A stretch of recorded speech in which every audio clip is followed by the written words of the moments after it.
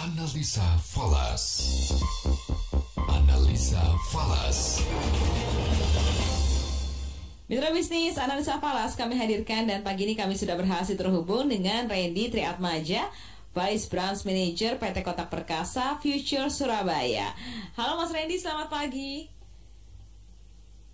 Halo Pak Randy, selamat pagi. Iya, selamat pagi Mbak Anita Wijaya, selamat pagi semuanya. Oke Pak Randy, 2 hari berturut-turut rupiah menguat dan pembukaan pagi ini juga menguat ya 0,38% ke level 14.300. Ada sentimen-sentimen apa saja Pak yang mempengaruhi penguatan rupiah pagi ini? Oke, untuk rupiah sukses membukukan penguatan di 2 hari beruntun melawan dolar Amerika Serikat ya pada perdagangan hari ini, dan penguatan tersebut menegaskan rupiah mulai lepas dari kinerja buruk yang tidak pernah menguat dalam 12 hari perdagangan beruntun. Dan rupiah langsung menguat di 0,24% ke 14.340 rupiah per US dollar begitu perdagangan pasar spot dibuka, dan apresiasi rupiah kemudian bertambah menjadi 0,31% ke 14.330 rupiah per US dollar yang menjadi level terkuat untuk hari ini. Dan setelah rupiah mengendur dan mengakhiri perdagangan di 14.355 rupiah per US dollar, menguat ke 0,14% di pasar spot. Dan kemarin rupiah mampu mencatat penguatan 0,42% dan menjadi mata uang dengan kinerja yang terbaik di kedua Asia. Dan sementara pada hari ini rupiah berada di urutan yang ketiga. Dan membaiknya sentimen pelaku pasar menjadi penopang penguatan rupiah dalam 2 hari terakhir. Dan ketika sentimen membaik, rupiah cenderung untuk menguat. Membaiknya sentimen pelaku pasar terjadi sebab virus corona Omicron hanya akan menimbulkan gejala ringan dan tidak separah varian lainnya. Alhasil, bursa global melesat sejak kemarin yang menjadi indikasi sentimen pelaku pasar membaik, dan meski banyak ketidakpastian akan dampaknya di sekitar Amerika kesehatan dan perekonomian, di sisi lain dolar Amerika Serikat juga diperkirakan tidak akan menguat lebih jauh lagi sebab pelaku pasar ini juga mengantisipasi percepatan tapering Bank Sentral Asia, Bank Sentral Amerika Serikat atau The Fed, dan kemudian kemungkinan kenaikan suku bunga di 2 kali di tahun depan. Dan sementara Selasa kemarin BI melaporkan peningkatan cadangan devisa pada akhir November sebesar 145,9 miliar US dollar, naik ke 400 juta US dollar dari bulan sebelumnya di 145,5 miliar US dollar. Dan cadangan devisa tersebut tidak jauh dibanding rekor tertinggi sepanjang masa tercatat sebesar 146,9 US dollar yang tercatat pada September lalu.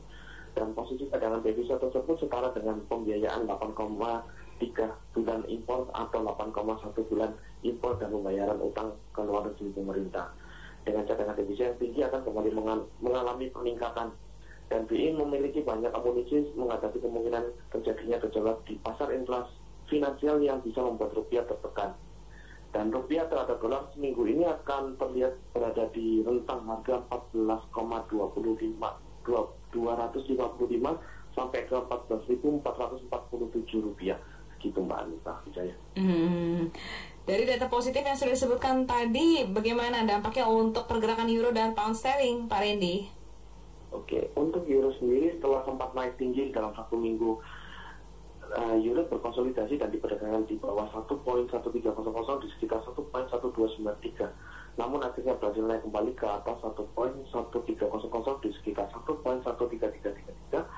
Dolar AS melemah dengan melemahnya yield treasury, dan optimisme atas varian baru COVID Omicron meningkat sementara kebijakan yang mendukung dari China kelihatan memudar. Dan sebelumnya Amerika Serikat baru-baru ini mengumumkan akan memboikot sedikit Beijing sebagai protes terhadap pelanggaran hak asasi dan tindakan terhadap muslim di Uyghur. Dan terlepas dari geopolitik di atas, ekspektasi The Fed akan mengeluarkan kebijakan moneter lebih cepat daripada yang direncanakan untuk mengatasi tekanan inflasi yang semakin meningkat, dan bisa menjadi faktor yang mendorong naiknya dolar Amerika Serikat. Dan fokus pasar akan tetap melekat dengan rilis dari angka inflasi konsumen Amerika Serikat di hari Jumat. Dan untuk data inflasi ini akan mempengaruhi keputusan The Fed untuk mengurangi stimulus dengan kecepatan yang lebih cepat dan menaiknya tingkat bunga pada tahun 2022. Dan untuk support terdekat menunggu di 1.1200 yang apabila berhasil ditawarin akan lanjut ke 1.1235 dan kemudian 1.1200. Dan untuk resisten terdekat menunggu 1.1345 yang apabila berhasil dilewati akan lanjut ke 1.1380 dan kemudian 1.1400.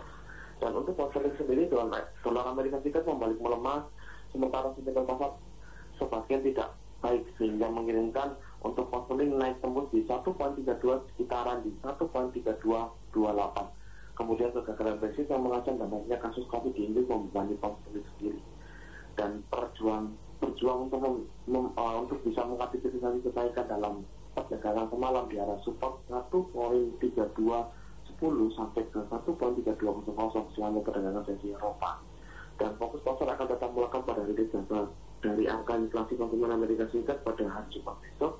Data inflasi ini akan mempengaruhi keputusan The Fed untuk mengurangi stimulus dengan kecepatan yang lebih cepat dan menaikkan tingkat bunga pada tahun 2022. Dan untuk supportnya untuk konseling sendiri terdekat menunggu di 1.3200 yang apabila berhasil dilewati akan lanjut ke 1.3130 dan kemudian di 1.3100 dan untuk resisten terdekat menunggu di 1.3300 yang apabila berhasil dilewati akan lanjut ke 1.3360 dan kemudian di 1.3400. Seperti itu Mbak Anita.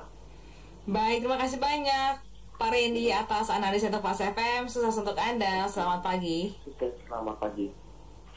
Mitra bisnis, demikian analisa falas bersama Randy Triatmaja, Vice Branch Manager PT Kotak Perkasa Future Surabaya. Saya Anita Wijaya.